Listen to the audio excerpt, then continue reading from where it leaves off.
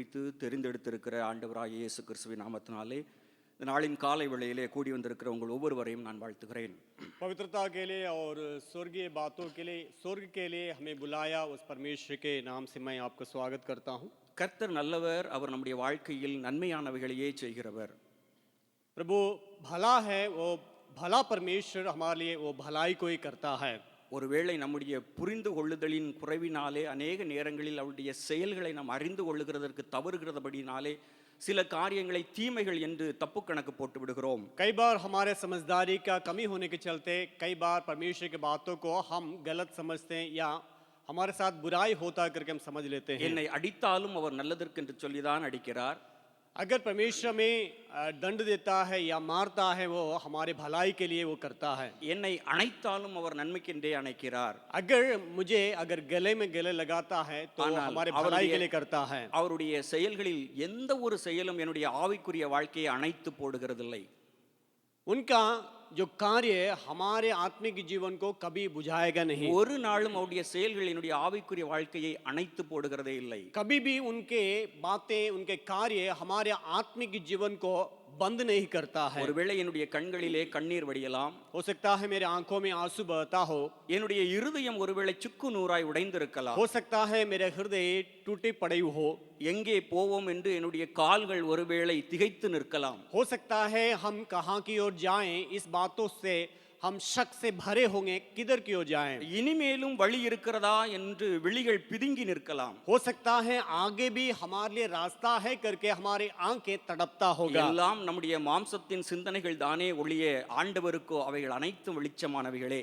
ये सारी बातें हमारा संसार शारीरिक बातें हैं या हमारे मन की बातें हैं. ये सारी बातें परमेश्वर की ओर से अच्छी बातें हैं. என்னை நடத்துகிறவர் தேவனே என்கிற சிந்தை நம்முடைய இருதயங்களிலும் சிந்தைகளிலும் உயர்ந்து நிற்கும் என்று சொன்னால், मुझे चलाने वाला परमेश्वर ही है करके अगर मेरे मन में इस प्रकार का विचार पाया जाएगा तो நாம் ஒன்றுக்கும் கவலைப்படாமல் பின்னே திரும்பி பாராமல் முன்னே போகிறதிலேயே குறியாயிருப்போம். जरूर जो है हम किसी भी बात की चिंता न करके हम आगे की ओर दौड़ने के लिए ही हम मन लगाते आगे बढ़ेंगे. வியாதிகள் நம்மை வேதனைப்படுத்தினாலும் ஓடிக்கொண்டே தான் இருப்போம். अगर हमारे जीवन में बीमारियां परेशान करें हम दौड़ते ही रहेंगे. துன்பங்கள் நம்மை துரத்தினாலும் ஆவிக்குரிய ஓட்டத்தில் ஓடிக்கொண்டே தான் இருப்போம். परेशानियां हमें पीछा भी करें हमारे आत्मिक जीवन में हम आगे दौड़ते रहेंगे. பகைவர்கள் நம்மை பகைத்தாலும் நாம் ஓடிக்கொண்டே தான் இருப்போம். हमारे विरोधी लोग हमारे ऊपर विरोध करें हम आगे हम दौड़ते रहेंगे. எத்தனையோ சத்துருவின் அம்புகளின் இருதயத்தை துளைத்தாலும் நாம் ஓடிக்கொண்டே தான் இருப்போம். शत्रुओं का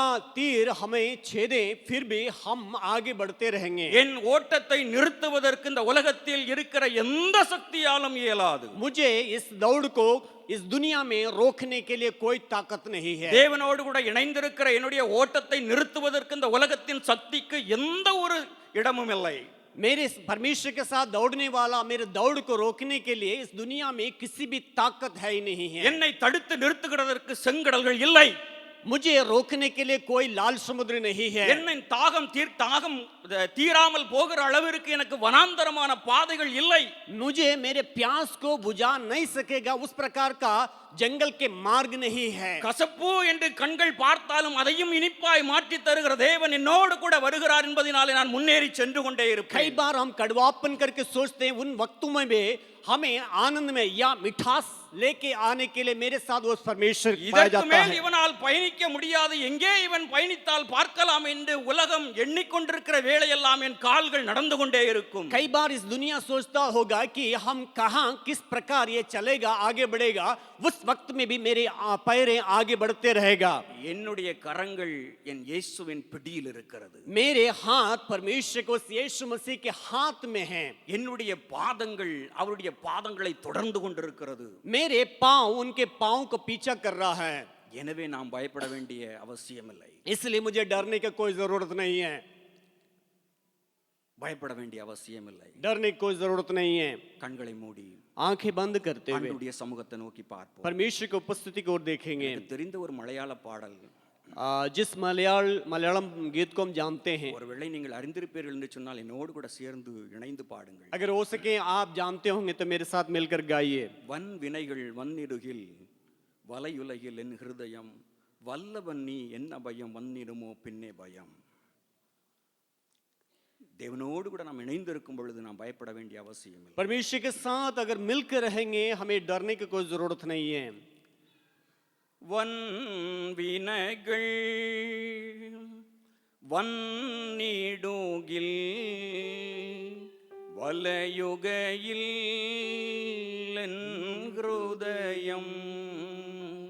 வன்வினைகள் வன்னிடுகில் வலயுகையில் என் ஹிருதயம். வல்லபன் நீ என் அபயம். வல்லபன் நீ என் அபயம். வந்திடுமோ பின்னே பயம். வந்திடுமோ பின்னே பயம். வல்லபன் நீ என் அபயம்.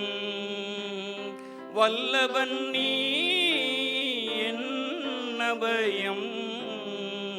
வந்திடுமோ பின்னே பயம். வந்திடுமோ பின்னே பயம். நான் சோர்ந்து போகிற நேரங்களில் எல்லாம் அடிக்கடி பாடிக்கொள்ளுகிற ஒரு பாடல்.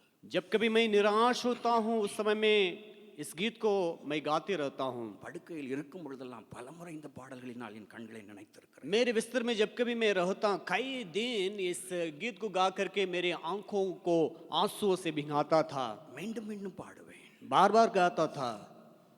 வல்லபன் நீ என் அபயம். सर्वशक्तिमान परमेश्वर तू मेरे साथ है, क्यों मुझे डरना है. நீர்தான் எனக்கு துணை.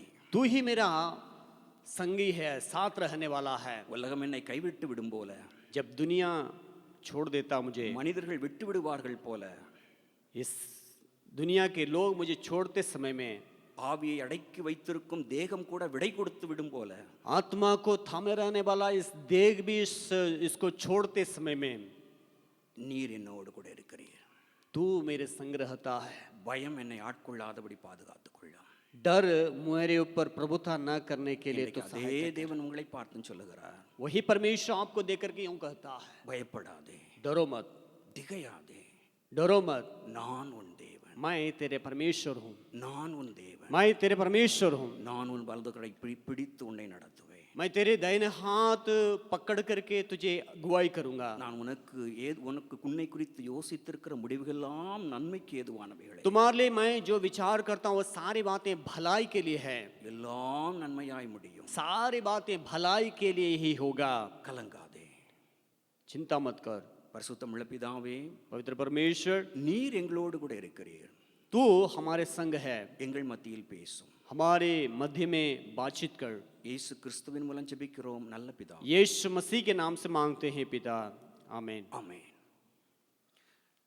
ஆண்டவராய் இயேசு கிறிஸ்துவின் நாமத்தினாலே இந்த நாளின் காலை வேளையிலே மீண்டும் ஒரு முறை கூட உங்களை நான் வாழ்த்துகிறேன்.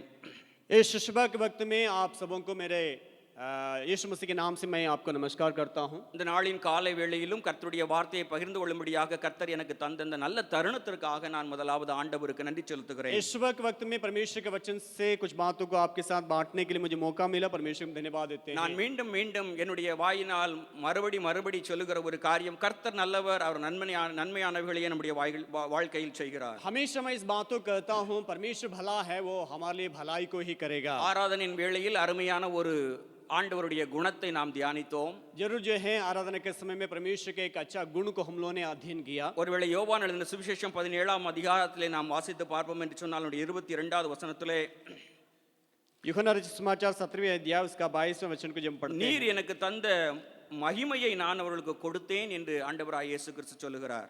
वहाँ कहा गया, और वो महिमा जो तूने मुझे दी मैंने उन्हें दी है कि वे वैसे ही एक हो करके लिखा है. அது ஆண்டவருடைய குணம் என்று சொல்லி ஆராதனையின் வேளையிலே நாம் தியானித்தோம். वो परमेश्वर का गुण है करके हम लोगों ने आराधना के समय में अध्ययन எந்த किया. ஸ்தானத்திலிருந்து விழுந்து விட்டோமோ, எந்த ஸ்தானத்திலிருந்து நாம் எழுந்திருக்க முடியாது என்று நினைக்கிறோமோ, மற்றவர்களால் பரிகசிக்கப்படுகிறோமோ, அங்கிருந்தெல்லாம் என் தேவன் என்னுடைய பரிசுத்த கரம் நம்மை உயர்த்தும் என்று சொல்லி ஆராதனை வேளையிலே அவருடைய குணத்தை குறித்து நாம் அறிந்து கொண்டோம். जिस जगह में गिर गए थे उस जगह से हम उठेंगे नहीं करके जब सोच के बैठे हुए थे, उस समय में हमारा परमेश्वर हमें उठाकर खड़ा करने वाला करके हमने देखा था. அதே அதிகாரத்திலே ஆண்டவராய் இயேசு கிறிஸ்து இன்னொரு காரியத்தையும் சொல்லுகிறதை நாம் வாசிக்க முடியும். वही अध्याय में एक और बातों को यीशु मसीह कहते हुए हम देख सकते हैं. யோவான் எழுதின சுவிசேஷம் 17ஆம் அதிகாரம் 8வது வசனம் மற்றும் 14வது வசனத்திலே அவைகளை நாம் வாசிக்கலாம்.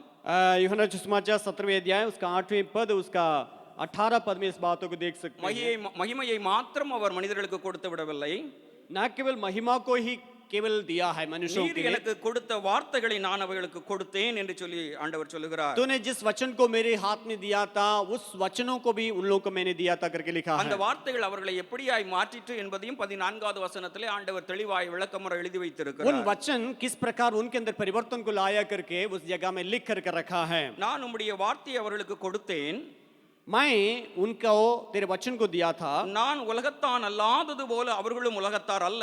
मैं जिस प्रकार इस दुनिया का नहीं हूँ उस प्रकार वे भी दुनिया के नहीं है. அத்தோடு வசனம் இருக்கவில்லை. ना केवल उससे उतना में रुकता है वो वचन. ஆதலால் உலகம் அவர்களை பகைத்தது. इसलिए इस कारण उस संसार ने उन्हें बैर किया, विरोध किया. ஆண்டவருடைய வார்த்தை மனிதனுடைய வாழ்க்கையில என்ன கிரியை செய்கிறது என்பதை இந்த வசனம் தெளிவாக நமக்கு விளக்கி சொல்லுகிறது. परमेश्वर के वचन मनुष्य के अंदर किस प्रकार का कार्य को करता है उन बातों को एकदम स्पष्ट रूप से कहता है. ஆண்டவருடைய வார்த்தையை மனிதனுடைய இருதயத்தில் அவர் கொண்டு வந்து விதைக்கிறார். परमेश्वर मनुष्य के हृदय में परमेश्वर के वचन को बोता है. அது உலகத்தில் இருந்து மனிதனை பிரித்து காட்டுகிறது. उस वचन अन्य इस दुनिया से उसको अलग करके दिखाता है. எப்படி உலகத்தில் இருந்து தன்னைத்தானே பிரித்தவராக பிரித்து காட்டின ஒரு வாழ்க்கை ஆண்டவராய் இயேசு கிறிஸ்து வாழ்ந்தாரோ, जिस प्रकार यीशु मसीह इस दुनिया से हट करके अपनी जिंदगी को निर्वाह किया था, அவருடைய வார்த்தையை கேட்கிற மனிதர்களும் அப்படியே மாறி போய் उनके விடுகிறார்கள். वचन को सुनने वाले लोगों के अंदर भी उस प्रकार की बातों को देख सकते हैं. எனவேதான் ஆண்டவராய் இயேசு கிறிஸ்து அந்த வசனத்திலே மிகவும் தெளிவாக அந்த இடத்திலே சொல்லுகிறதை நாம் வாசிக்கிறோம். इसलिए परमेश्वर उस यीशु मसीह भी उस वचन को एकदम स्पष्ट रूप से कहते हुए हम देख सकते நான் हैं. உலகத்தான் அல்லாதது போல அவர்களும் உலகத்தார் அல்ல. मैं जिस प्रकार दुनिया के नहीं हूँ, संसार के नहीं हूँ, उस प्रकार वे भी संसार के नहीं है. ஏனென்று சொன்னால் என்னுடைய வார்த்தை அவர்களுக்குள் கிரியை செய்து விட்டது. क्योंकि मेरे वचन उनके अंदर कार्य कर चुका है. ஏனென்றால் என்னுடைய வார்த்தை இந்த உலகத்திலிருந்து அவர்களை பிரித்து விட்டது. क्योंकि मेरे वचन उनको इस संसार की बातों से अलग कर चुका है. பழையவைகள் எல்லாம் ஒளிந்து போயின. पुराने बातें सारे बीत गया है. பழையவைகள் ஒளிந்து போயின. पुराने बातें बीत गई. பழைய கோபங்கள் இல்லை. पुराने क्रोध की बातें हट பழைய गया. பொறாமைகள் இல்லை. पुराने जो है जो जलन की बातें दूर हो பழைய गया. வாக்குவாதங்கள் இல்லை. पुराने वाद की बातें दूर हो गया. பழைய சண்டைகள் பிரச்சனைகள் இல்லை. पुराने झगड़ा झंझट की बातें दूर हो गई. பழைய எந்த ஒரு பிசாசு கிடத்த காரியமும் வாழ்க்கையில இல்லை. पुराने शैतान से संबंधित कुछ बातें उनसे दूर हो गया இது है. எப்படி நடந்தது? ये सारी बातें किस प्रकार हुई? எப்படி இந்த மனிதனுடைய வாழ்க்கையில இது சாத்தியமாயிற்று? इन बातें इस मनुष्य के अंदर कैसे हुआ था? இத்தனை ஆண்டுகள் இப்படியே வாழ்ந்து கொண்டிருந்த மனிதன் திடீரென மாறிவிட்டானே, இது எப்படி? इस प्रकार संसार की बातों में चलने वाले इस मनुष्य के अंदर इस प्रकार का परिवर्तन कैसे आया? அவர் கொடுத்த வார்த்தை.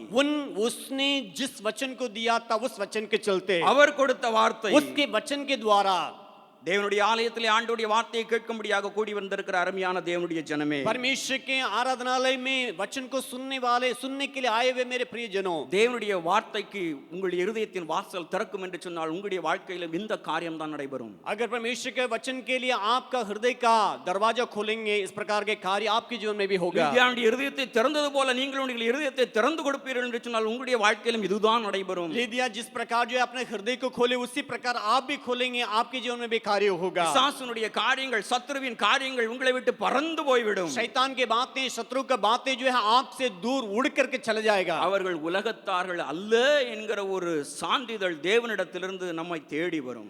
आप इस दुनिया के नहीं है उस प्रकार का एक सर्टिफिकेट जो है आपके लिए मिलेगा. எனவே இந்த காலை வேளையிலே ஒரு காரியத்தை அழுத்தமாக உங்கள் மத்தியிலே நான் சுட்டிக்காட்ட விரும்புகிறேன். इसलिए आज इस सुबह के वक्त में एक खास बात को आपको मैं कहने के மகிமையை चाहूंगा. உண்மையாகவே தேவன் நமக்கு தருகிறார். परमेश्वर महिमा को हमें सचमुच में देता है அதோடு கூட சேர்த்து வார்த்தையை நமக்கு தருகிறார். और साथ ही साथ उसका वचन को भी हमारे लिए देता है. எனவே இந்த நாளின் காலை வேளையிலே நம்மை தேடி வருகிற வார்த்தை என்ன? इस सुबह के वक्त में आपको और हमें खोज करके आने वाला वो वचन क्या है? ஆண்டவர் என்னோடு கூட என்ன பேச விருப்பமாய் இருக்கிறார்? परमेश्वर मेरे साथ कौन सा बातचीत या कौन सा बातें करने के लिए चाहता है? என்னோடு கூட சேர்த்து திருப்பிக் கொள்ளுங்கள். வெளிப்படுத்தின விசேஷம் அவருடைய 19வது அதிகாரம் 7வது வசனம். मेरे साथ खोल लीजिएगा प्रकाशित वाक्य 19वें अध्याय 17वें पद को पढ़ेंगे. நான் தமிழிலே வாசிக்கிறேன். யாராவது ஒருவர் ஹிந்தியிலே அதை வாசிப்பீர்கள் என்று சொன்னால் நலமாய் இருக்கும். मैं तमिल में पढ़ रहा हूँ, लेकिन कोई हिंदी में पढ़ करके हमें मदद करेंगे तो अच्छा रहेगा. நாம் சந்தோஷப்பட்டு களிகூர்ந்து அவருக்கு துதி செலுத்த கடவோம். ஆட்டுக்குட்டியானவருடைய கல்யாணம் வந்தது, அவருடைய மனைவி தன்னை ஆயத்தம் பண்ணினாள் என்று சொல்ல கேட்டேன். अब हम आनंदित और मगन हो और उसकी स्तुति करें, क्योंकि मेमने का व्याग आप पहुंचा और उसकी पत्नी ने अपने आप को तैयार कर लिया है. ஒருவேளை முன்னுரையாய் சில காரியங்களை உங்களுக்கு நான் சொல்லிவிட்டேன். ये बुनियादी बातों को, कुछ बातों को आपको मैं कह चुका हूँ. அவைகள் அனைத்து நமக்கு ஆவிக்குரிய வாழ்க்கைக்கு தேவையானவைகளே. इन तमाम बातें हमारे आत्मिक जीवन के लिए बहुत ही जरूरी चीजें हैं. இங்கே அறுப்புக்கு ஆயத்தமா என்கிற ஒரு தலைப்பின் கீழே இந்த நாளிலே சில வசனங்களை உங்களுக்கு முன்பதாக நான் கொண்டு வர விரும்புகிறேன். हम इस सुबह के वक्त में कटने के लिए हम तैयार है, इस मुद्दे पर कुछ बातचीत करने के लिए मैं चाहूंगा. ஒருவேளை அறுப்புக்கு ஆயத்தமா என்று சொன்னால் நம்முடைய கரங்களிலே அரிவாளை கொடுத்துவிட்டு எதையோ சென்று அறுத்து கொண்டு வா என்று நீங்கள் நினைக்க வேண்டாம். आप ये विचार मत कीजिए हमारे हाथ में पशु दिया गया है, उससे ले जाकर के आप कटनी को काट कर लाने की बातें नहीं है. அவருடைய கையிலே அரிவாள் இருக்கிறது, உங்களுடைய கழுத்துக்களை நீட்ட ஆயத்தமா என்கிற கேள்விக்கு உங்களை நான் இழுத்து கொண்டு வர விரும்புகிறேன். उसके हाथ में जो है काटने वाला हसुआ है, उसके द्वारा काटने के लिए वो तैयार है. आप तैयार है उनके साथ. அவர் தூதர்களை அனுப்ப போகிறார். वो अपने स्वर्गदूतों को विदा करने वाला है. மணவாட்டிகளை அறுத்து கொண்டு வரும்படியாக, दुल्हन को काट कर ले आने के இந்த लिए, உலகத்தில் இருக்கிற மணவாட்டிகளை கொண்டு வரும்படியாக, इस दुनिया के दुल्हनों को लेके आने के लिए, இந்த ஜனங்களை எல்லாம் கல்யாணத்திற்கு அழைத்து கொண்டு வரும்படியாக, इन सारे लोगों को वो शादी में ले आने के लिए, அந்த அறுப்பிலே நாம் பங்கு பெறுவோமா, தப்பிக்கொள்வோமா, அவரோடு கூட அந்த கல்யாண வீட்டிலே மணவாட்டியாக அமர்ந்திருப்போமா? उससे कटने के समय में हम बच जाएंगे या हम जो है उस शादी का घर में हम उनके साथ रहेंगे. அறுப்புக்கு ஆயத்தமா என்கிற தலைப்பின் கீழேயே சில வசனங்களை உங்களுக்கு முன்பதாக நான் கொண்டு வர விரும்புகிறேன். कटने के लिए तैयार है, उस वचन के उस आधार पर या उस मुद्दे पर हम बातचीत करने के लिए चाहेंगे. ஜனங்கள் என்று மீண்டும் மீண்டும் மீண்டும் மீண்டும் நாம் அழைக்கப்பட்டாலும், परमेश्वर के लोग करके हम बार बार बुलाए जाने के बावजूद भी, கிறிஸ்தவர்கள் என்று சொல்லி अनेகரால் ஒருவேளை நம்முடைய சான்றிதழால் கூட அதற்கு சான்று கொடுத்து கொண்டிருந்தாலும், हो सकता है हम कई लोगों से ये मसीह लोग करके अन्य लोगों से सर्टिफिकेट को पाए भी होंगे. விலை கொடுத்து வாங்கப்பட்டவர்கள் தான் நாம் என்று வேதம் பலமுறை நமக்கு அடித்து அடித்து அழுத்தி அழுத்தி சொன்னாலும், कई बार परमेश्वर के वचन इस बातों पर जोर देता है, ये मोल दे करके मोल लिया गया है. கர்த்தருடைய பிள்ளைகளாகிய நம்மை களைகளாகவே வைத்துவிட வேண்டும் என்பதுதான் சத்துருனுடைய கோணம் என்பதை ஒரு நாளும் நாம் மறந்துவிடக் கூடாது. लेकिन इस बातों को आप कभी भी ये भूलना नहीं है, शैतान ये चाहता है हम जो फसल के बीच में रहने वाला झाड़ियों के समान रखने के लिए वो चाहता है. பிள்ளைகளைப் போல நாம் வாழக்கூடாது, பிள்ளைகளோடு கூட தான் நாம் வாழ வேண்டும் என்று சொல்லி சத்துரு விரும்புகிறான். शैतान ये चाहता हम परमेश्वर के संतान के रूप में रहने के लिए वो नहीं चाहता, हम खराबी या गलत बातों के साथ रहने के लिए वो चाहता है. மணவாளன் வரும்பொழுது நாம் மணவாளனோடு கூட போகக்கூடாது, மண்ணிலேயே இருந்து விட வேண்டும் என்று சொல்லி தான் அவன் விரும்புகிறான். जो दुल्हा जब आएगा उस वक्त में हम इस दुनिया में रह जाने के लिए शैतान चाहता है. கல்யாண வஸ்திரத்தை கூட அவன் தரிக்க விடுகிறதில்லை. वो शादी का वस्त्र को भी पहनने के लिए नहीं देता है. ரட்சிப்பின் செய்தியை கூட காதுகளிலே நுழைய விடுகிறதில்லை. उद्धार का वचनों को हमारे कानों में आने नहीं देता है. மனம் திரும்புங்கள் என்ற வார்த்தைக்கு கூட உணர்வெடுக்கிறதற்கு இதயத்திலே இடம் கொடுக்க விடுகிறதில்லை. मन फिरावो करके जो बातें आती है उस बातों को समझने के लिए वो समझदारी को भी हमसे हटा देता है. வழியருகே தான் अनेक ஜனங்களை அவன் நிற்க வைத்திருக்கிறான். कई लोगों को रास्ता के किनारे ही खड़ा किया है. பறவைகள் பறந்து கொண்டிருக்கும் இடத்திலே தான் அவர்களை நிறுத்தி வைத்திருக்கிறான். कई जो पक्षियां उड़ने वाला उसी जगह में वो उसको खड़ा किया है। விதைக்கிறவைகளை உடனே பொறுக்கிக் கொள்ளும்படியான अनेक காரியங்களை அவன் செய்து கொண்டே இருக்கிறான். बोया हुआ बीज को तुरंत उठा लिया जाने के लिए कई बातों को शैतान करके உலகத்தை रखा है। விட்டு அவர்களை பிரித்து விடக் கூடாது. इस दुनिया से उन लोगों को अलग नहीं किए जाना है। இந்த உலகமும் அவர்களும் ஒன்றாய் இருக்க வேண்டும். इस दुनिया और उन लोग दोनों मिल करके चलना करके वो चाहता है। ஓ வேதம் இப்படி சொல்லுகிறதா, உலகத்திற்கு ஒத்த வேஷம் தரித்து விடாதே என்று சொல்லி जो दुनिया के सदस्य ना बनो करके लिखा है क्या? இங்கே வா நான் உனக்கு சொல்லித்தாரேன் உலகத்திற்கு எப்படி ஒத்த வேஷம் தரிக்க வேண்டும் என்று சொல்லி मेरे पास आओ, मैं तुम्हें सिखाऊंगा किस प्रकार इस दुनिया का सदस्य बन सकते हैं। எத்தனையோ காரியங்களை கண்களினாலே காட்டி காதுகளினாலே கேட்க செய்து உலகத்திற்கு ஒத்த வேஷத்திற்கு தரிக்கும்படியாக நம்மை வழிநடத்தி விடுகிறான். कई बातों को अपने हमारे आंखों से दिखाकर देखने के लिए और कानों से सुनने के लिए और साथ ही साथ जो है इस संसार के सदस्य बनने के लिए कई प्रकार के बातों को हमारे जीवन में लेके आता है। சத்துருவின் தந்திரத்திற்கு தன்னை விற்று போட்டு விட்ட ஒரு கூட்டம், शैतान के जो बातों में अपने आप को बेचा हुआ एक झुंड के लोग ஆண்டவருடைய ஆட்டுக்குட்டியானவருடைய கல்யாணத்தையே மறந்து போய்விட்டது. इस झुंड के लोग उस यीशु मसीह का उस मेमना का शादी को ही भूल बैठे हुए हैं। ஆட்டுக்குட்டியானுடைய கல்யாணத்தையே மறந்து போனது. मेमने के शादी को ही भूल बैठे हैं।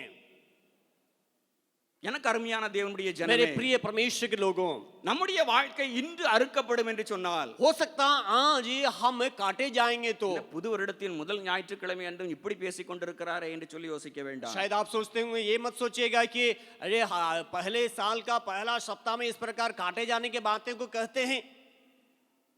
நம்முடைய வாழ்க்கை இன்று அறுக்கப்படும் என்று சொன்னால் अगर आज के दिन हमारे जिंदगी कटा जाए, நாம் எப்படிப்பட்ட ஆயத்திற்குள்ளாக நம்மை வைத்திருக்கிறோம். किस प्रकार का तैयारी के साथ आप और हम पाए जाते हैं। என்னோடு கூட சேர்த்து திருப்பிக் கொள்ளுங்கள். मेरे साथ खोल लीजिएगा மத்தேயு எழுதின சுவிசேஷம் मत्ती रचित समाचार 25வது அதிகாரம் उसका 25वें अध्याय அதனுடைய 3வது வசனம். उसका 3रे पद। மத்தேயு எழுதின சுவிசேஷம் 25வது அதிகாரம் அதனுடைய 3வது வசனம். मत्ती रचित समाचार उसका 25वें अध्याय 3रे पद।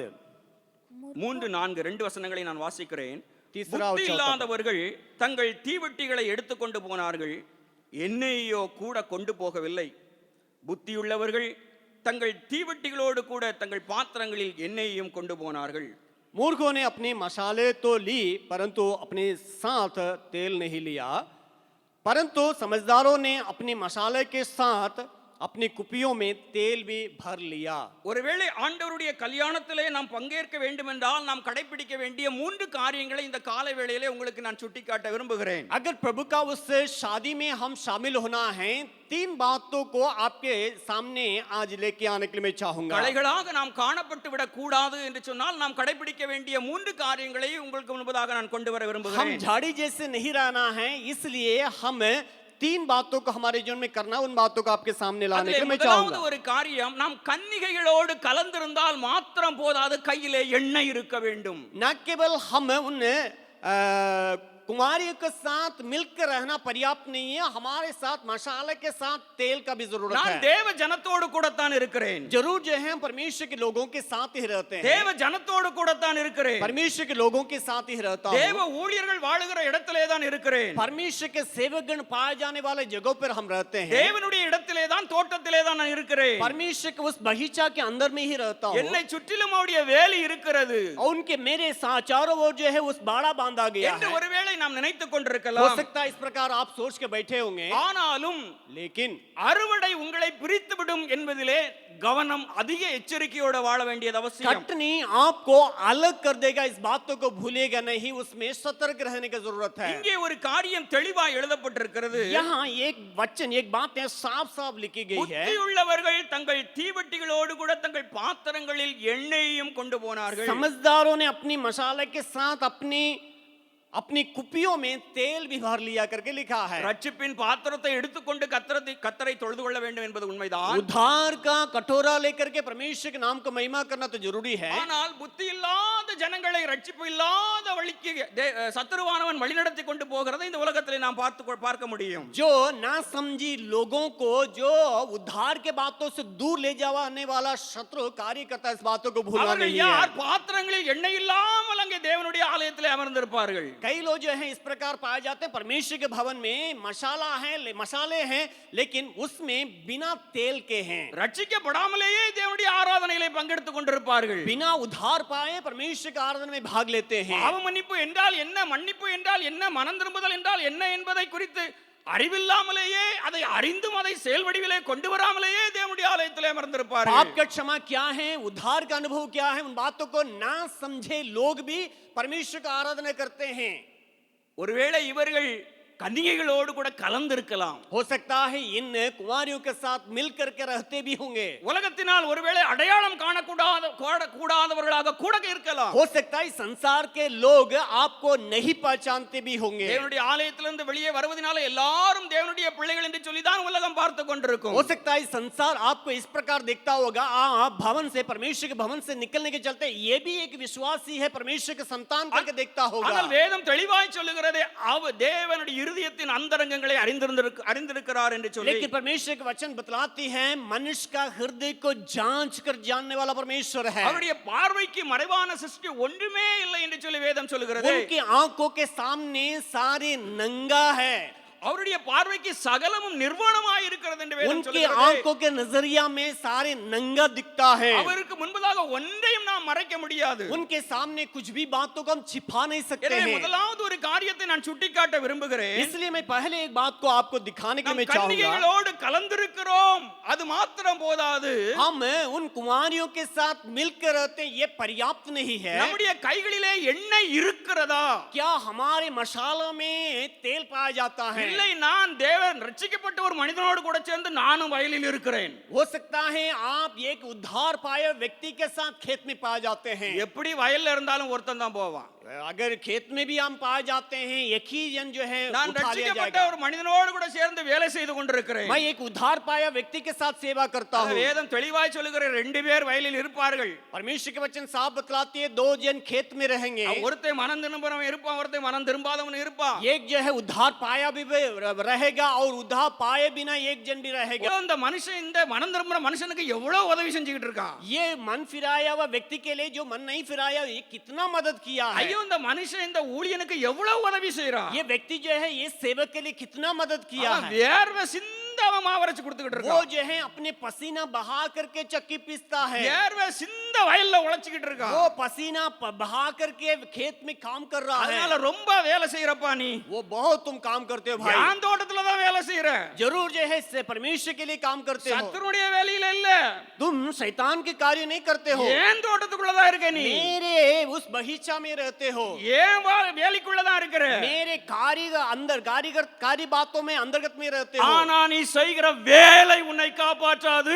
लेकिन तुम जिस कार्य को करते हो वो तुझे बचा नहीं நீ सकेगा। தேவனுடைய தோட்டத்தில் இருந்தாலும், तुम परमेश्वर के उस बगीचा में रहने के बावजूद भी, தேவ ஊழியர்களோடு கூட சேர்ந்து வேலை செய்தாலும், परमेश्वर के सेवक गणों के साथ मिलकर के कार्य करने के बावजूद भी, தேவ மனிதனுக்கு இணையாக ஈடாக கை கொடுத்தாலும், परमेश्वर के लोगों के साथ संग मिलकर के चलने के बावजूद भी, வேலை ஒரு நாளும் உன்னை மேலோகத்திற்கு எடுத்து செல்லாது. तुम्हारे कार्य आपको कभी स्वर्ग में नहीं ले जाएगा। எவ்வளவு வேலை செய்து விட்டாய், कितने काम कर चुके हो, எத்தனை காரியத்தை இழந்து விட்டாய், कितने बातों को खो चुके हो, எத்தனை காரியத்தை தேவ மனிதனுக்காக நீ செலவழித்தாய், कितनी बातों को परमेश्वर के लोगों के लिए खर्च किए हो, எத்தனை காலம் தேவனுடைய மனிதனுக்காக உன் வாழ்க்கையை செலவழித்தாய், कितने साल परमेश्वर के जनों के लिए अपनी जिंदगी को बर्बाद किए हो, எவ்வளவோ பொருட்களை விட்டு கொடுத்து விட்டாயே, कितने संपत्ति को तूने उन लोगों के लिए दे चुका है। எல்லாவற்றையும் செய்து என்ன புண்ணியம், इन सारे बातों को करने के बावजूद क्या फायदा है, எல்லாவற்றையும் செலவழித்து என்ன பிரயோஜனம், इन तमाम बातों को खो जाने के चलते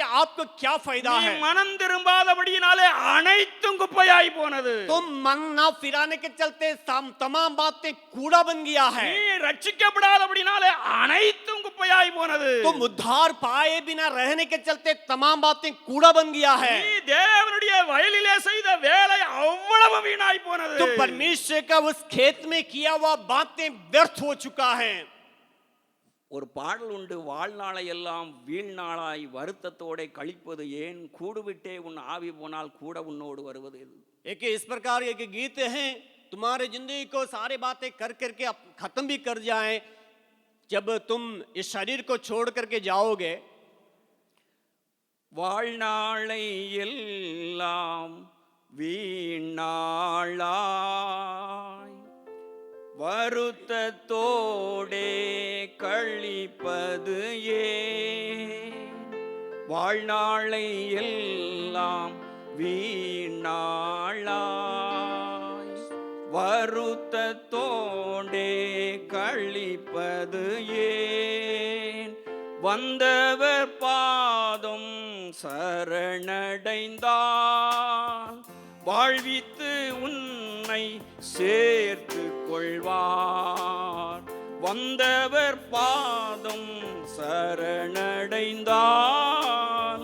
வாழ்வித்து உன்னை சேர்த்து கொள்வார். வருவாய் தருணமிதுவே அழைக்கிறாரே வல்ல ஆண்டவர் இயேசு வண்டை. இதுதான் தருணம், यही मौका है, இதுதான் தருணம். यही मौका है, மறந்துவிட வேண்டாம். आप भूलिएगा नहीं।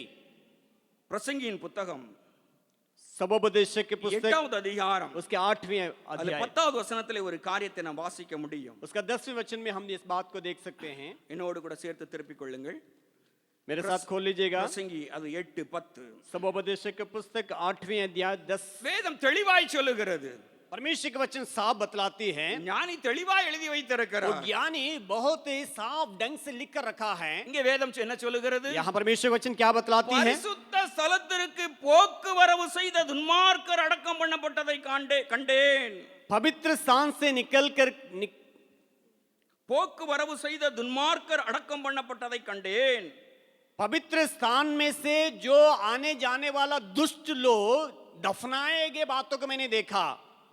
ஒருவேளை நான் ஆரம்பத்திலே சொன்னேன் ஒரு காரியம், मैं पहले एक बात को कहा था, கன்னிகைகளோடு கூட கலந்திருந்தால் மாத்திரம் போதாது, கையிலே எண்ணெய் இருக்க வேண்டும். कुंवारियों के साथ रहना पर्याप्त नहीं है, मसाला में तेल रहने की जरूरत है। இங்கே பரிசுத்த ஸ்தலத்திற்கு துன்மார்க்கர்கள் போய் வந்து கொண்டிருக்கிறார்கள். यहाँ पवित्र जगह में पवित्र स्थान में दुष्ट लोग वहां आया जाया करते हैं। இன்னொரு காரியத்தை நான் உங்களுக்கு சுட்டிக்காட்ட விரும்புகிறேன். யோவான் எழுதின சுவிசேஷம் 2ஆம் அதிகாரம் அதனுடைய 16வது வசனம். और एक बात को आपको दिखाने के लिए मैं चाहूंगा, यूहन्ना सुसमाचार 2 अध्याय उसका 16 पद। ஒருவேளை வாசிக்க வேண்டாம், சமயம் இல்லை.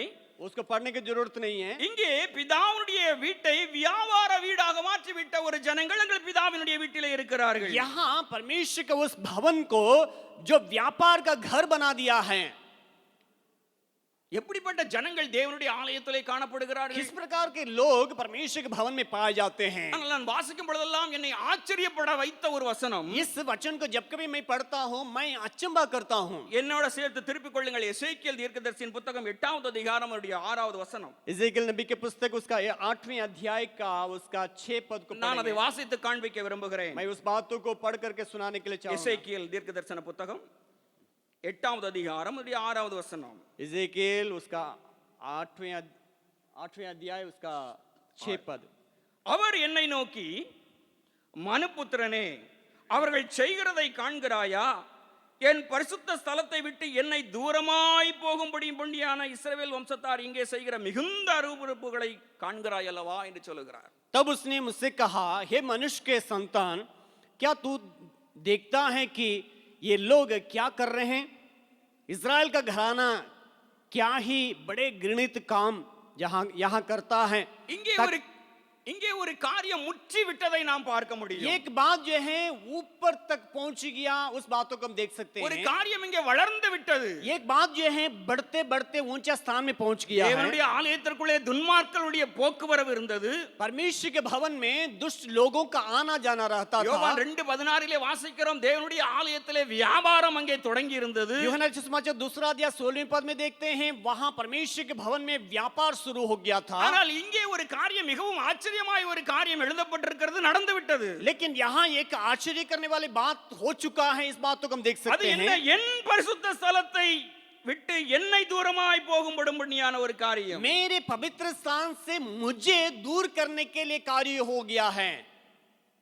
எனக்கு ஆச்சரியமா இருந்தது. मुझे बहुत ही अचंभा लगा। அநேக நேரங்களில் நம்முடைய வாழ்க்கை இப்படி மாறி விடுகிறதற்கு வாய்ப்புகள் ஏராளம். कई बार हमारी जिंदगी इस प्रकार के बातें या इस प्रकार का कार्य होने का संभावना है। கொஞ்சம் கொஞ்சமாய் சத்துரு ஆக்கிரமிக்க தொடங்கும் பொழுது, थोड़ा थोड़ा जगह को लेते लेते शैतान पूरा आपको आक्रमण करने का कार्य, துன்மார்க்கத்திற்கு இடம் கொடுக்க தொடங்கும் பொழுது, जब दुष्टता के लिए हम जगह देते हैं, அவருடைய வீட்டை குறித்த அறிவு இல்லாமல் அதை வியாபார ஸ்தலமாக்கும் பொழுது, उनके भवन के बारे में जानकारी बिना उसको व्यापार स्थल बनाते हैं, तब கடைசியாக ஒரு காரியத்திற்கு நாம் எத்தனித்து விடுகிறோம். वो एक आखिरी इस जगह के लिए हम चले आते हैं। ஆண்டவரே நீர் கொஞ்சம் தூரமா நிக்கிறா, प्रभु थोड़ा सा आप किनारे हो जाएंगे, கொஞ்சம் தூரமா நிக்கிறா, थोड़ा सा दूर में खड़े हो ஏன்னா जाइएगा। நீர் இம்ம தேவாலயத்துக்குள்ள இருந்தீர்னா எங்களுக்கு ரொம்ப டிஸ்டர்பா இருக்கும். अगर प्रभु तू इस भवन में रहेंगे हमारे लिए बहुत मुश्किल हो सकता है, கட்டாயம் நீர் கொஞ்சம் வெளியேறித்தான் ஆகணும். इसलिए मेहरबानी से आप थोड़ा सा बाहर चले जाइए। சமீபத்தில் என்னுடைய வாட்ஸ்அப்ல திடீரென்று சொல்லி ஒரு செய்தி வந்தது.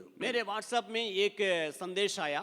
அதிலே நான் அந்த செய்தியை பார்க்கும் பொழுது எனக்கு கொஞ்சம் ஆச்சரியமா இருந்தது. उस संदेश को जब मैंने देखा बहुत ही अचंभा लगा। அமெரிக்காவிலே ஒரு கிறிஸ்தவ ஆலயத்தை இந்து கோவிலாக மாற்றி இருக்கிறார்கள் என்று சொல்லி அதுல செய்தி போடப்பட்டிருந்தது. एक अमेरिका देश में वहाँ एक चर्च को मंदिर बना दिया।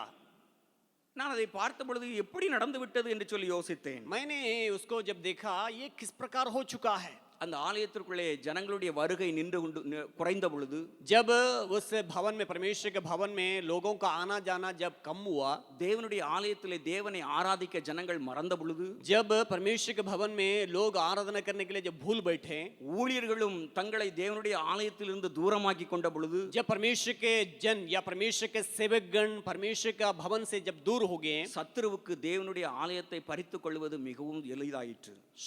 शत्रु परमेश्वर के भवन को छीनने के लिए बहुत ही सरल हो गया है। எனவே நம்முடைய வாழ்க்கையில் ஒரு காரியத்தை இந்த காலவேளையிலே அழுத்தமாக நான் பதிக்க விரும்புகிறேன். इसलिए सुबह के वक्त में एक खास बात को आपके मन में डालने के लिए चाहूंगा। நாம் தேவாலயத்திலே வருகிறது உண்மைதான், जरूर हम परमेश्वर के भवन में आते सच है, தேவ ஜனங்களோடு கூட கலந்திருக்கிறது உண்மைதான், परमेश्वर के लोगों के साथ संगति में सच बात है।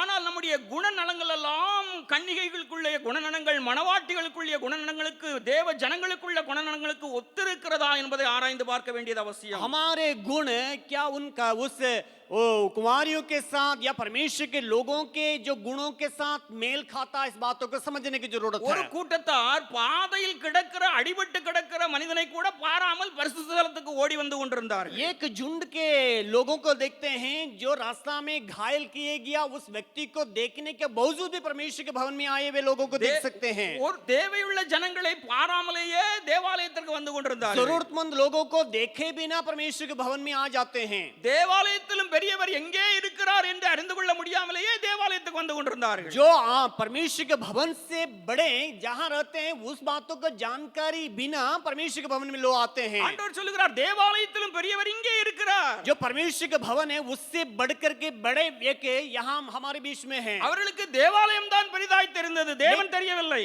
लेकिन कई उन लोगों के लिए परमेश्वर का भवन बड़ा दिखता था लेकिन परमेश्वर नहीं। ஆண்டவர் சொல்லுகிறார் தேவாலயத்திலும் பெரியவர் இங்கே இருக்கிறார். परमेश्वर का यीशु मसीह कहते हैं परमेश्वर के भवन से बड़ा यहाँ है।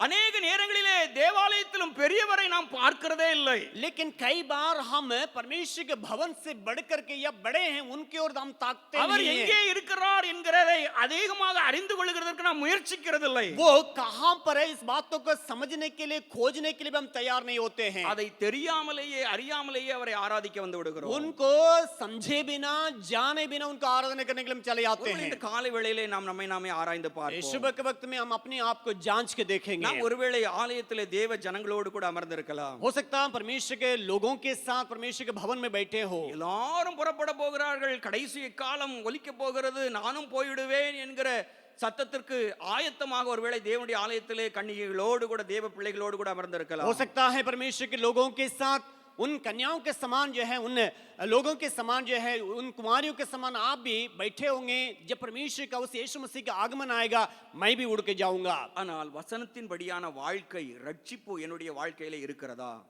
क्या मेरे अंदर परमेश्वर के वचन के आधारित उद्धार का बातें मेरे अंदर पाया जाता है?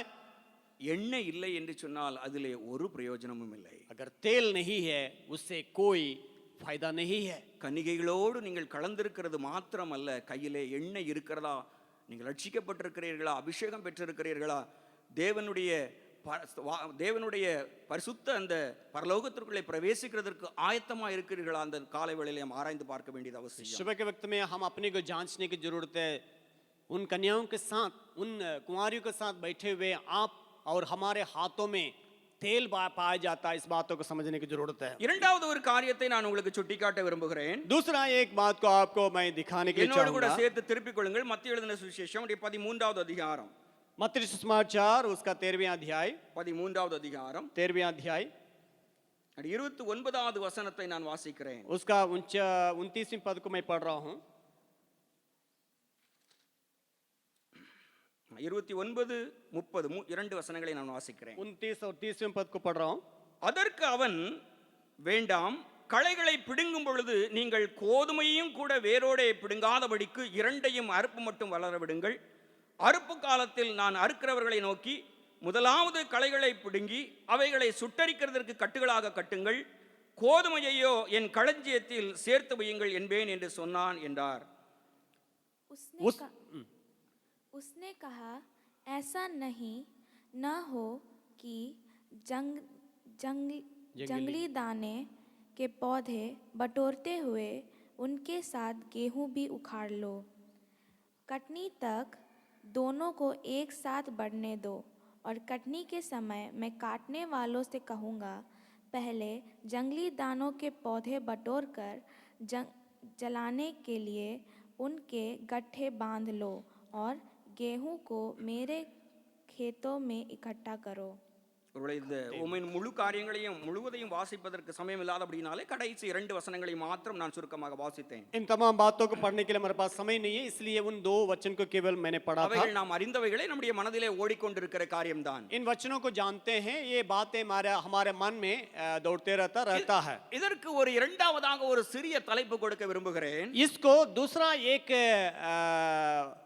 मुद्दा या देने के लिए मैं चाहूंगा। நீங்கள் கதிர்களுக்குள் காணப்பட்டால் மாத்திரம் போதாது, ஒரு நாளும் களைகளாக மாறிவிடக் கூடாது. हम उस फसल के बीच में रहना पर्याप्त नहीं है, हम कभी भी जंगली दाने के उस बातों में नहीं आना है। ஒரே அர்த்தம் உள்ளவைகள் தான், दोनों एक ही बात, एक ही अर्थ से भरी हुई है। கன்னிகைகளாய் இருந்தால் மாத்திரம் போதாது, கையில எண்ணெய் இருக்க வேண்டும். न केवल कुमारी रहना है, हमारे हाथ में तेल भी जरूरी है। கதிர்களோடு கூட சேர்ந்து வளர்ந்தால் மாத்திரம் போதாது, நாம் ஒருபோதும் களைகளாக மாறிவிடக் கூடாது. उस फसलों के साथ बढ़ने वाले हो सकते हैं, लेकिन कभी भी हम जंगली पौधे नहीं हो जाना है। இங்கே ஒரு சில காரியத்தை மாத்திரம் அடிக்கோடிட்டு விட்டு அடுத்த காரியத்திற்குள்ளாக நான் கூட்டிச் செல்ல விரும்புகிறேன். उसमें से कुछ बातों को मैं कह करके मैं आगे बढ़ने के लिए मैं இங்கே चाहूंगा। தேவனுடைய தோட்டம் தானே, ये परमेश्वर के बगीचा तो है, ஆண்டவர் தானே இந்த எஜமான், वही तो मेरे मालिक हैं। இந்த தோட்டத்திற்குள்ளே களைகள் எப்படி வந்தது?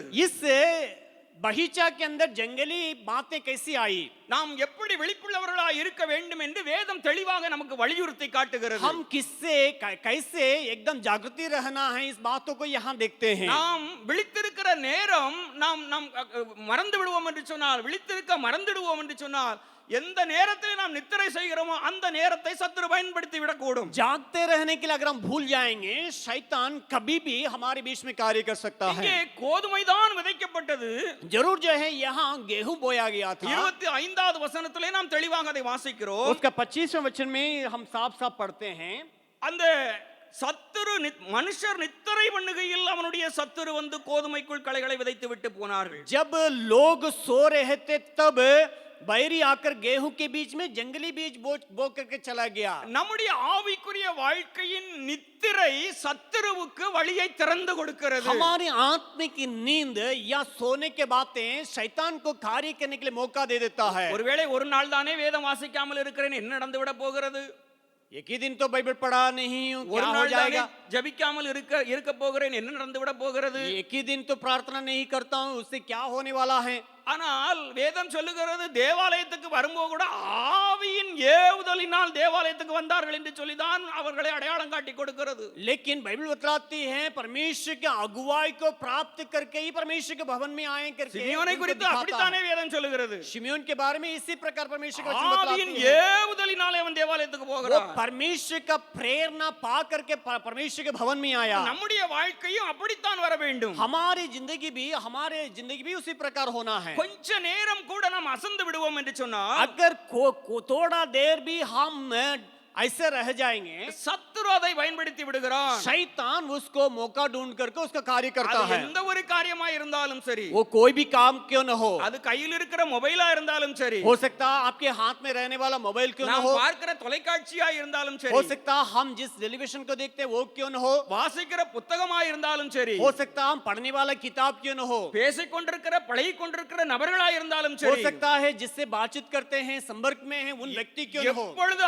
ஆவிக்குரிய வாழ்க்கையிலிருந்து நாம் விலகுகிறோமோ, கொஞ்சம் அயர்ந்து விடுகிறோமோ, அந்த நேரத்திலே விதைத்து விடுவான் அவனுடைய हम விதையை. आत्मिक जीवन में थोड़ा सा चुकते हैं या जो है हम थोड़ा सा जो सोते पाते हैं उस समय में इस प्रकार के गलत कामों को करने का मौका है। இங்கே ஒரு காரியத்தை நான் உங்களுக்கு சுட்டிக்காட்ட விரும்புகிறேன். इस जगह में एक बात को मैं कहने के लिए அங்கே चाहूंगा, சத்துரு விதைத்த பின்பு இரண்டும் வளர தொடங்கி விட்டது. यहाँ वो उस शत्रु जो है बोने के बाद दोनों बढ़ने लगा வளர்ந்த பின்புதான் ஒரு கூட்டம் வந்து அடையாளம் கண்டுபிடிக்கிறது.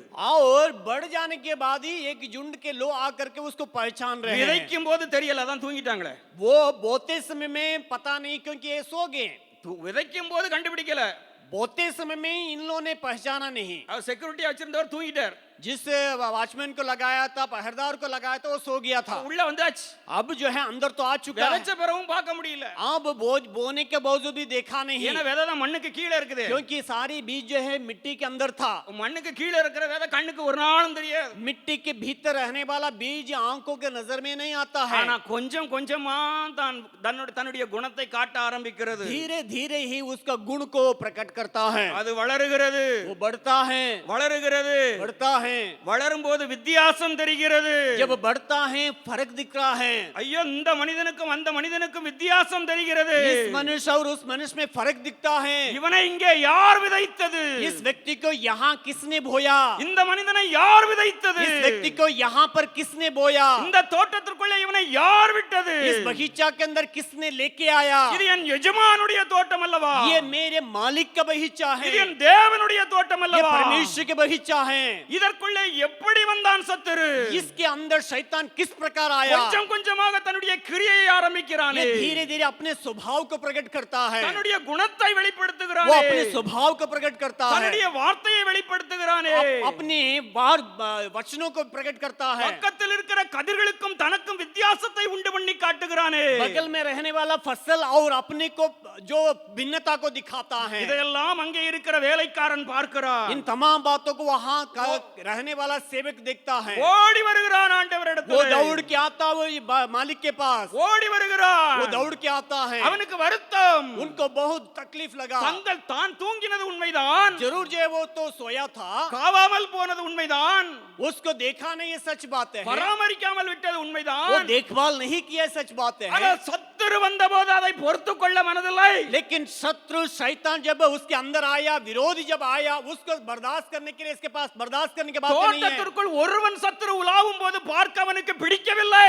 एक शत्रु जो है उसके बगीचा के अंदर चलना, वो टहलना उसको पसंद नहीं है। அவனுடைய இருதயம் எல்லாம் சத்துருவை பார்த்து கொண்டே இருக்கிறது. उसका हृदय जो है उस शैतान को, शत्रु को देखता रहा। அவனுடைய கண்கள் எல்லாம் விழிகள் எல்லாம் சத்துருவின் மேலேயே இருக்கிறது. उनकी आंखें उस शत्रु के ऊपर लगी रही। ஐயோ, என் கதிர்களுக்கு மத்தியில் இவன் எப்படி வந்தான்? इस बगीचा के अंदर ये कैसे आ चुका है, என்னுடைய கனிகளுக்கு மத்தியில் இவன் எப்படி வந்தான்? मेरे फलों के बीच में कैसे आ चुका, என் எஜமான் வந்தான், நான் என்ன பதில் சொல்லுவேன்? मेरे मालिक आएगा तो मैं इसके लिए कौन सा जवाब दूं? என் எஜமான் இப்படி பார்த்து விட்டால் அந்த கோலத்தை என்ன நினைப்பார்? अगर इस प्रकार के बातों के मेरे मालिक देखेगा तो क्या होगा? ஐயோ இது தன்னுடைய குணத்தை வெளிப்படுத்துமே.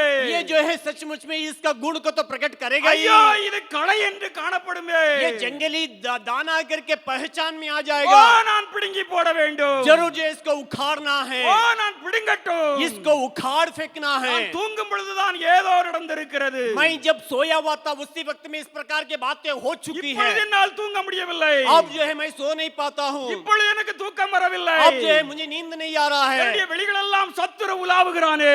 मेरे सामने जो है शत्रु जो है इधर उधर ठगल रहा ஐயோ है। என் தேவனுடைய தோட்டத்திலே சத்துருவின் திட்டம் தீட்டப்படுகிறது. मेरे परमेश्वर के भवन में जो शत्रु का जो योजनाएं प्रबल हो रहा ஓ है, நான் எப்படி தாங்கிக் கொள்ளுவேன்? मैं इस बातों को किस प्रकार बर्दाश्त நான் करूंगा? எப்படி இவைகள் எல்லாம் சகித்துக் கொள்ளுவேன்? इन बातों को कैसे बर्दाश्त करूंगा? என்னால் பொறுக்க முடியவில்லை. मुझसे बर्दाश्त नहीं हो रहा என் है। இருதயம் உடைகிறது. मेरा हृदय टूट रहा है। எனக்கு தூக்கம் வரவில்லை. मुझे नींद नहीं आ रहा है। நித்திரை தூரமாகிறது. मेरे नींद दूर चले गया। களைகள் பிடுங்கப்பட வேண்டும். जंगली दानाएं उखाड़ फेंकने का जरूरत களைகள் है। பிடுங்கப்பட வேண்டும். जंगली उखाड़ने की जरूरत है। எஜமானை நோக்கி ஓடுகிறான். उस मालिक के पास दौड़ के जा रहा है। ஆண்டவரே हे प्रभु, நீர் உமது நிலத்தில் நல்ல விதையை தானே விதைத்தீர். तेरे खेत में अच्छे बीज को तो तूने बोया। நீர் செலக்ட் பண்ணி கொண்டு வந்ததுல ஒண்ணும் களை இல்ல. तूने जो जो निकाल के लेके आए वो कोई भी बात गलत नहीं था। அது உம்முடைய செலக்ஷன். वो तेरे सिलेक्शन था। நீர் நல்ல விதையை தானே விதைத்தீர். तूने अच्छा बीज को तो बोया। இன்னும் எப்படி களைகள் உண்டாயிற்று? फिर किस प्रकार जो है जंगली बातें आ गया है। வேதம் தெளிவாய் சொல்லுகிறது. परमेश्वर का वचन साफ साफ बतलाती நல்ல है। மரம் கெட்ட கனியை கொடுக்க மாட்டாது. अच्छे पेड़ बुरे फल को नहीं दे सकता है। மரத்ததினாலே கனிகளினாலே அறிவீர்கள். जो फल से पेड़ पहचान में आता है, அந்த வேலைக்காரனுக்கு நன்றாக தெரியும். उससे सेवक अच्छा से जानता था। இந்த களைகள் கோதுமையில் இருந்து வந்தவைகள் அல்ல. ये जंगली बातें इस गेहूं के अंदर से निकली हुई बातें नहीं இந்த है। களைகள் கோதுமைகள் களைகளாக மாறவில்லை. ये गेहूं का जंगली बातें नहीं बदला है। ஆனால் சத்துரு விதைத்து விட்டான். ये शत्रु जो है बो दिया है। இரண்டாவது ஒரு காரியத்தை வேலைக்காரன் வந்து கேட்கிறான். दूसरी एक बात को सेवक आकर के पूछता है, ஆண்டவரே நடந்தது நடந்து விட்டது. हे प्रभु जो हो गया तो हो गया है। இப்பொழுது நாங்கள் எதையாகிலும் செய்ய வேண்டுமே. अब तो कुछ तो करना है। நாங்கள் பிடுங்கி போட உமக்கு சித்தமா? क्या इसको उखाड़ फेंकना तेरी इच्छा है क्या प्रभु? நான் இந்த வார்த்தையை வாசிக்கும் பொழுது ஆண்டவர் என்னோடு கூட ஒரு காரியத்தை பேசினார். என் கண்களில் உண்மையாகவே கண்ணீர் வந்தது. जब इस वचन को मैं पढ़ रहा था तब उस समय परमेश्वर मुझसे बातचीत किया। उस समय मेरे आंखों में आंसू भर गया। ஆண்டவரே வேலைக்காரர்கள் தானே, प्रभु तेरे सेवक लोग तो है, வேலைக்காரர்கள் தானே, सेवा करने वाला सेवक है, உம்முடைய பிள்ளைகள் தானே, तेरे ही लोग तो है प्रभु। களைகள் தான் சரி. எது களைகள் என்று சொல்லி சரியாக கண்டுபிடித்து விட்டார்களே. जंगली चीज क्या है उसको तो पहचान तो लिया है। பிடுங்கி போடுகிறேன் என்று வீராப்பு பேசுகிறார்களே. वहां जो है अपने को जो है सीने टांग करके बोल रहा है ये तो उखाड़ फेंकूंगा। அதை செயல் வடியிலே காட்டட்டுமே. उस बातों को करने तो दीजिए प्रभु। நீர் ஏன் தடுக்கிறீர்? क्यों तो रोकता है? நான் கேட்கும் பொழுது ஆண்டவர் சொன்ன வார்த்தை परमेश्वर उस वक्त में मुझसे इस प्रकार एक शब्द को என் कहा। இருதயத்தை கொஞ்சம் உடைத்தது.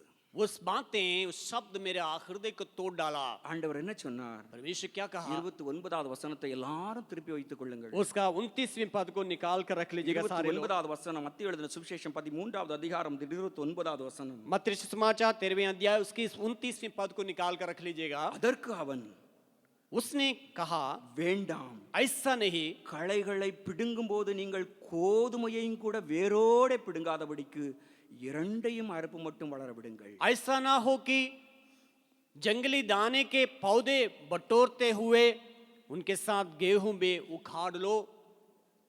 இந்த வசனம் என்ன சொல்லுகிறது? इस वचन क्या कहता है?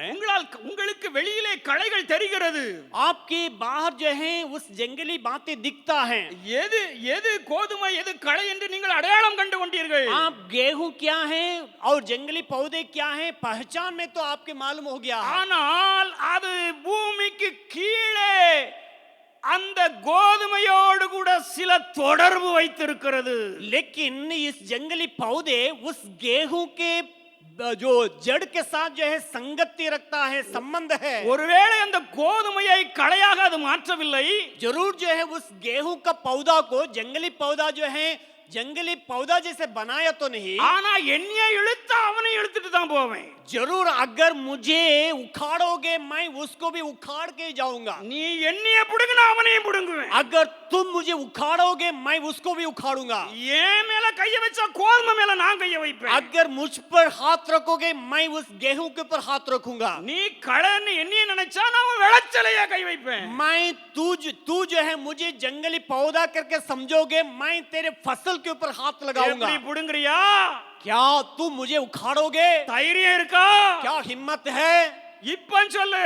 अभी बताओ, இப்ப எனக்கு சொல்லு. अभी हमें बताओ। நான் கோதுமை 10 கோதுமையை பிடுங்குவேன். मैं 10 गेहूं का पौधा को उखाड़ूंगा। ஒரு களையில கை வச்சா एक जंगली पौधे पर हाथ रखोगे। இதனாலே தான் ஆண்டவர் சொன்னார். इसलिए ये परमेश्वर ने कहा, இதனாலே தான் சொன்னார். इसलिए प्रभु कहा, வேலைக்காரர்கள் வீராப்புடன் கேட்ட பொழுது वहां जब सेवक लोग सीने ठान करके जब कहा था, வேண்டாம் नहीं नहीं தொடாதீர்கள், उसको छुओ मत, அதை அப்படியே விட்டு விடுங்கள், उसको ऐसे ही बढ़ने दो। என் கோதுமை ஒருபோதும் களையாகாது. जरूर जो है मेरे गेहूं कभी भी जंगली पौधा नहीं हो सकता है। ஒருவேளை கீழே அதனுடைய வேரை பிடித்தது போல இருக்கும். हो सकता है, लगता है उसका जंगली पौधे का बीज जो जड़ जो है उस गेहूं का पौधा को पकड़ा हुआ जैसे लगेगा। வேலைக்காரர்களாகிய நீங்கள் உங்களால் அதனை வேறு பிரித்து பார்க்க முடியாது. जरूर जो है जो सेवक आप उस बातों को अलग करके आप नहीं देख அது सकते உங்களால் हैं, முடியாது. लेकिन आपसे संभव नहीं है। அதற்கு நான் தூதர்களை அனுப்புகிறேன். हाँ, उस बातों के लिए उसको अलग करने के लिए मैं अपने स्वर्गदूतों को विदा करूंगा। அதைத்தான் 39வது வசனத்திலும் அதோடு 49வது வசனத்தில் நாம் வாசிக்கிறோம். इसलिए उसे 29वें 39वें पद और 49वें पद में इस बातों को देखते தேவதூதர்கள் हैं। புறப்பட்டு நீதிமான்களின் நடுவில் இருந்து பொல்லாதவர்களை பிரிக்கிறார்கள். वहां जो है धर्मी लोगों के बीच में से जो दुष्ट लोगों को स्वर्गदूत लोग पकड़ते हैं। வேதம் தான் தெளிவாய் சொல்லுகிறது, களைகள் யார்? அது பொல்லாங்கலினுடைய புத்திரர். वहां जो है जंगली पौधे क्या हैं? वो दुष्टों का संतान है करके देखते हैं। 39வது வசனத்திலே வாசிக்கிறோம், அறுக்கிறவர்கள் தேவதூதர்கள். उसको जो 29 39वें पद में देखते हैं, उसको जो काटने वाला स्वर्गदूत करके, ரெண்டையும் அப்படியே விட்டுரு. उन दोनों को ऐसे ही बढ़ने दो, ரெண்டையும் அப்படியே விட்டுருங்க. वो दोनों को ऐसे ही छोड़ दो, தேவனுடைய கைகளிலே விட்டு விடுங்கள். परमेश्वर के हाथ में छोड़ दो। இவைகள் எல்லாவற்றுக்கும் ஒரு தீர்வு நமக்கு வேண்டும் என்று इन சொன்னார். तमाम बातों के लिए एक निचोड़ अगर जरूरत है तो வேதம் ஒரு காரியத்தை நமக்கு சொல்லித் தருகிறது. परमेश्वर का वचन हमें एक बात को सिखाता है। சின்ன தூக்கம், थोड़ा सा नींद,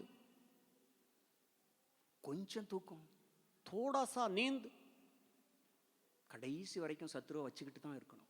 आखिरी तक शत्रु को हमारे संग रखते ही हैं। களைய கையில வச்சுக்கிட்டே இருக்கணும். जंगली पौधा को हाथ में धरे हुए हैं, கொஞ்சம் தூங்கணும். थोड़ा सा है। தேவன் சீக்கிரத்தில் வருகிறார். परमेश्वर जल्दी आने वाला है, அவர் அறுத்துக் கொள்ளுவார். वो काट लेगा। சில நேரங்களில் நாம நம்முடைய மாம்ச பலத்தை உபயோகிக்க முயற்சிப்போம். कई बार जो है हमारा शारीरिक ताकत को इस्तेमाल करते हैं, நீதிமான்களையும் பிடுங்கி விடுவோம். कई बार जो है धर्मी जन को भी उखाड़ने का संभावना है। எந்த வேலையை நம்மால் செய்ய முடியாதோ அதை செய்யக்கூடாது. जिस बातों को हम कर नहीं पाएंगे उन बातों को हम करना नहीं है। பழிவாங்குதல் எனக்குரியது என்று சொல்லி ஆண்டவர் சொன்னாரே, அதே போல அந்த அறுவடையினுடைய வேலையும் அவர் கரத்திலே கொடுத்தார். बदला लेने का काम मेरा है करके परमेश्वर ने कहा, उसी प्रकार कटने की बातों को भी उन्हीं के हाथ में छोड़ देंगे। மூன்றாவது ஒரு காரியத்தை மாத்திரம் சுருக்கமாய் சொல்லி முடிக்க விரும்புகிறேன். तीसरी एक बात को भी मैं संक्षेप में कह करके अंत करने के लिए चाहूंगा। என்னோடு கூட சேர்த்து திருப்பிக் கொள்ளுங்கள். मेरे साथ खोल लीजिएगा மார்க் எழுதின சுவிசேஷம் मरकुस रचित समाचार 11வது அதிகாரம் उसका 11वें अध्याय 13வது வசனம். उसका 13वें पद। மார்க் 11வது அதிகாரம் 13வது வசனம். मरकुस 11 का 13वें पद। தமிழிலே நான் வாசிக்கிறேன். அப்பொழுது இலைகளுள்ள ஒரு அத்தி மரத்தை தூரத்திலே கண்டு அதில் ஏதாகிலும் அகப்படுமா என்று பார்க்க வந்தார். அத்திப்பழ காலமாயிராதபடியால் அவர் அதனிடத்தில் வந்தபோது அதில் இலைகளை அல்லாமல் வேறொன்றையும் காணவில்லை. और वो दूर से अंजीर का एक हरा पेड़ देखकर निकट गया कि क्या जाने उसमें कुछ पाए, पर पत्तों को छोड़ कुछ न पाया क्योंकि फल का समय ना था। ஒருவேளை இந்த சம்பவம் நமக்கு எல்லாருக்கும் நன்றாக தெரிந்த ஒரு சம்பவம் தான். हो सकता है ये घटना सारे लोग के जाना पर पहचाना है, என்றாலும் இதிலே ஒரு ஆத்துமாக்களை குறித்த ஒரு பாரம் இல்லை என்று சொன்னால் அது ஒரு செய்தியின் சாரம் இருக்காது என்பதை எனக்கு நன்றாக அறிந்தவன் நான். इसलिए हमारे इस बातों में परमेश्वर उस आत्माओं के प्रति बोझ अगर नहीं रहेगा तो इससे कोई मतलब नहीं रहेगा. எங்காவது ஆத்துமா வர வேண்டும், कहीं न कहीं आत्माओं के प्रति बातें आना है. புயல் போல் வீசினாலும் அங்கே தேவனுடைய ஆத்துமாக்கள் காடைகளாக வர வேண்டும். अगर तूफान भी आए वहां जो है वहां परमेश्वर की बातें आना है, आशीष की बातें आना है. எனவே அந்த பாரத்தோடு கூட இந்த மூன்றாவது காரியத்தை உங்கள் மத்தியிலே நான் பகிர்ந்து கொள்கிறேன். उस बोझ के साथ मैं इस तीसरी बात को आपके साथ बांट रहा हूं. நேரத்தை கணக்கில் மனதில் வைத்து நான் சுருக்கமாக அந்த காரியத்தை சுட்டி காட்டுகிறேன். समय को मन में रखते हुए संक्षेप में मैं कहने के लिए चाहूंगा. மூன்றாவதாக ஒரு காரியம், நாம் பச்சையாக இருந்தால் மாத்திரம் போதாது, பிறருடைய பசியாற்ற வேண்டும். हम न केवल हरा भरा रहना है, हम औरों को भूख को मिटाना है. அநேக காரியங்கள் ஒருவேளை நான் சொல்ல விருப்பம் என்றாலும் ஒரு சில காரியத்தை மாத்திரம் நேரடியாக சுட்டி காட்ட விரும்புகிறேன். कई बातों को मैं कहने के लिए तो चाहता हूं है, लेकिन फिर भी कुछ बातों को कहने के लिए मैं चाहूंगा. நாம் பல இடங்களிலே பலருடைய பாதையிலே நாம் இருக்கிறோம். हम कई बार कई लोगों के रास्ते में पाए जाते हैं. நம்முடைய வாழ்க்கையிலே நாம் மாத்திரம் வாழ்ந்து கொண்டிருக்கவில்லை. न केवल हमारे जिंदगी में हम केवल चलते नहीं है या जीते नहीं हैं, நம்மோடு கூட அநேகர் வாழ்ந்து கொண்டிருக்கிறார்கள். हमारे साथ कई लोग जी रहे हैं. ஆனால் நம்முடைய வாழ்க்கை பிறருக்கு எப்படி பிரயோஜனமாக இருக்கிறது என்பது ஒரு பெரிய கேள்வி. हमारे जिंदगी अन्य लोगों के लिए कितना लाभदायक है, ये बहुत महत्वपूर्ण இந்த बातें हैं. உலக பயணம் என்பது ஒரு யாத்திரை தான். ये संसार में चलने वाली बातें हैं, एक यात्रा के रूप में है. ஒரு நாளிலே நிச்சயம் அது நிறைவுக்கு வரும். ये एक दिन जो है समाप्ति में चले आएगा. ஆனால் பாதையிலே இருக்கிற நான் பிறருடைய வாழ்க்கையின் பசியை ஆற்றுகிறேனா? रास्ता में रहने वाले आप और हम अन्य लोगों का भूख को मिटाते हैं. எத்தனையோ ஜனங்கள் என் வழியாக கடந்து போகிறார்கள். मेरे द्वारा कई लोग चलते हैं. எத்தனையோ ஜனங்கள் என்னுடைய நிழலிலே இளைப்பாற வருகிறார்கள். कई लोग मेरे छाया में जो है इंतजार ஆனால் आराम करने के लिए आते हैं. அவர்கள் எல்லாம் நான் செழுமையா இருக்கிறதை பார்க்கிறார்கள். कई लोग जो है मुझे अच्छा दिखते हैं या हम अन्य लोगों के लिए अच्छे दिखते हैं. நான் ஆவிக்குரிய மனிதன் தான், ஆனால் அதை காட்டிலும் நான் ஆசீர்வாதமாய் இருக்கிறதை அவர்கள் பார்க்கிறார்கள். जरूर जो है मैं आत्मिक व्यक्ति हूँ और साथ ही साथ मुझे लोग ऐसा देखते हैं बहुत ही आशीष के साथ रहता है. அவன் நன்றாக இருக்கிறானே என்று சொல்லி அவர்கள் பார்க்கிறார்கள். कई लोग देखते हैं ये अच्छा है करके देखते हैं. ஆனால் அப்படிப்பட்ட நம்மை பார்க்கிற ஜனங்களுக்கு நம்மிடத்திலிருந்து என்ன கிடைக்க उस போகிறது? प्रकार देखने वाले लोगों के लिए हमारे द्वारा उन लोगों के लिए क्या मिलने जा रहा நம்மை है? காட்டுகிறதற்காக மாத்திரம் இந்த உலகத்திலே நாம் வாழவில்லை. हम औरों को दिखाने के लिए केवल इस दुनिया में नहीं है. நாம் பச்சை பசேல் என்று இருக்கிறோம். தேவனை பின்பற்றினால இவன் நன்றாக இருக்கிறான், இவனுடைய வாழ்க்கை நன்றாக இருக்கிறது என்று பிறர் சொல்லுகிறதற்காக நாம் வாழுகிறதில்லை. हम इस दुनिया में मसीह यीशु को ग्रहण किए हैं और साथ ही साथ मसीह को ग्रहण करने के चलते बहुत ही हरा भरा रहता करके अन्य लोग कहने के लिए केवल नहीं है, அதை காட்டிலும் மேலாக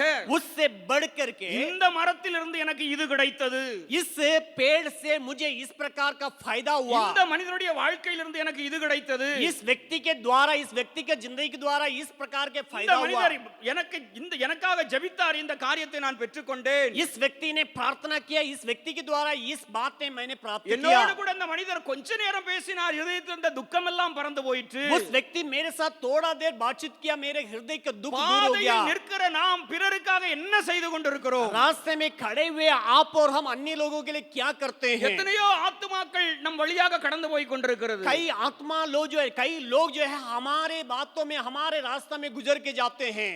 திடீரென்று ஒரு நாள் எனக்கு ஒரு ஃபோன் கால் வந்தது. एक दिन अचानक एक फोन कॉल आया, நம்பர் மட்டும் இருந்தது, केवल नंबर केवल था, யாரும் தெரியல. कौन है पता नहीं. சரி எடுப்போன்னு எடுத்துட்டேன். मैंने उसको रिसीव किया. ஏதோ ஒரு பெயர்ல வந்தது, நான் பெயர் எனக்கு ஞாபகம் இல்லை. कोई नाम से बताया, मुझे नाम याद नहीं है. அவர் ஒரு பெயரை சொல்லி கேட்க நான் அந்த நபர் இல்லை என்று சொல்லி நான் முதலாவது சொன்னேன். उसने पूछा कि आप फलाना है, इन्होंने कहा कि मैं वो नहीं हूँ, आप बोलिए. கொஞ்ச நேரம் அவர் என்கிட்ட பேசினார். कुछ देर वो मुझसे बातचीत किए। உங்க பேர் என்னன்னு கேட்டார். என்னுடைய பெயரை நான் சொன்னேன். उन्होंने पूछा आपके नाम क्या है, मैंने मेरे नाम को बताया। நீங்க எங்க இருக்கீங்கன்னு கேட்டார். நான் பீகார்ல இருக்கிறேன்னு சொன்னேன். मुझसे पूछने लगा आप कहाँ रहते हैं, मैंने कहा कि मैं बिहार में தமிழ்ல रहता தான் हूँ। உரையாடல் நடந்தது. जरूर जो है तमिल भाषा में ही बातचीत हुआ था। அவர் கொஞ்சம் கொஞ்சமா என்னை விசாரிக்க ஆரம்பித்தார். मेरे बारे में धीरे धीरे वो पता लगाने लगे। அவர் போன் பண்ணின மனிதர் நான் இல்லை என்பது எனக்கு நன்றாக தெரியும், அவருக்கும் தெரியும். वो जिससे बातचीत करने के लिए चाहता था वो व्यक्ति नहीं हूं करके वो भी जानता था, मैं भी जानता था। ராங் கால் அப்படின்னு சொல்லிட்டு 2 செகண்ட்ல நான் அதை கட் பண்ணிருக்கலாம். ओ हम ये कर सकते थे, रॉन्ग कॉल है इसलिए 2 सेकंड में मैं इसको काट सकता था। ஆனால் கொஞ்ச நேரம் அவர்கிட்ட பேசிக்கொண்டே இருக்கும் பொழுது சில காரியங்கள் அவர் என்கிட்ட பகிர்ந்து கொண்டார், நானும் அவரிடத்திலே பகிர்ந்து கொண்டேன். तो थोड़ा देर बातचीत करते करते उन्होंने कुछ बातों को मुझसे बताया, मैं भी कुछ बातों को उनको साथ जो है बांटा था। என்ன வேலை செய்கிறீர்கள் என்று கேட்டார். उन्होंने पूछा कि आप कौन सा काम कर रहे हैं। நான் மிஷினரி என்று சொன்னால் ஒருவேளை அவருக்கு விளங்காமல் போய்விடுமோ என்று சொல்லி நான் ஒரு ஆர்கனைசேஷன்ல பீகார்ல ஒர்க் பண்ணுகிறேன் என்று சொன்னேன். मैंने सोचा कि अगर मैं मिशनरी करके कहूँ, अगर सामने वालों का समझ में नहीं आए तो क्या होगा करके मैंने सोचा कि मैं कहा था कि मैं किसी ऑर्गेनाइजेशन में मैं कार्य कर रहा हूँ। அப்படி கொஞ்ச நேரம் பேச்சு தொடர்ந்து கொண்டே இருக்கு. கடைசியாக நான் கிறிஸ்தவத்திலே ஒரு ஊழியம் செய்கிறேன் என்று சொன்னேன். आखिर में बातचीत होते होते मैंने कहा मसीहत में मैं किसी सेवकाई में हूँ। அப்புறம் அவர் என்னிடத்திலே சொன்னார், எனக்கு ரொம்ப நாட்களாக குழந்தை பாக்கியம் இல்லை, எனக்காக ஜெபித்துக் கொள்ளுங்கள் என்று சொன்னார். उन्होंने कहा था मुझे शादी होकर कई साल हो गया लेकिन मेरे लिए संतान नहीं है, मेरे लिए प्रार्थना कर लीजिएगा। ஜெபத்தோடு அந்த ஃபோன் காலை நான் முடித்தேன். प्रार्थना के साथ जो है उस फोन कॉल को खत्म ஒருவேளை किया। இதற்கு தான் அந்த ராங் கால் வந்திருக்கிறது என்று சொல்லி நினைக்கிறேன். मैं सोच रहा था इसी बातों के लिए इस प्रकार का कॉल आया அது है। ராங் கால் இல்ல, ரைட் கால். वो रॉन्ग कॉल नहीं है, राइट कॉल था। சரியான இடத்திற்கு தேவன் ஃபோன் பண்ண வைத்திருக்கிறார். सही जगह पर परमेश्वर ने अगुवाई करके फोन लगवाया। அநேக நேரங்களிலே பாதையில் நாம் நிற்கும் பொழுது அநேக நாம் அறியாதவர்கள் கூட நம்மை கிராஸ் பண்ணுகிறதற்கு வழி हम रास्ता में जब कभी खड़े होते हैं उस वक्त में कई बार हम में हो करके कई लोग गुजरते हैं। அவருடைய பசியை தீர்க்க வேண்டியது நம்முடைய பொறுப்பு. उनके भूख को मिटाना हमारा जिम्मेवारी है। ஒரு விசை கூட எல்லாரும் எழுந்து நின்று एक और बार हम सब लोग खड़े होकर के ஆண்டவருடைய சமூகத்தை நோக்கி பார்ப்போம். परमेश्वर की उपस्थिति की ओर देखेंगे।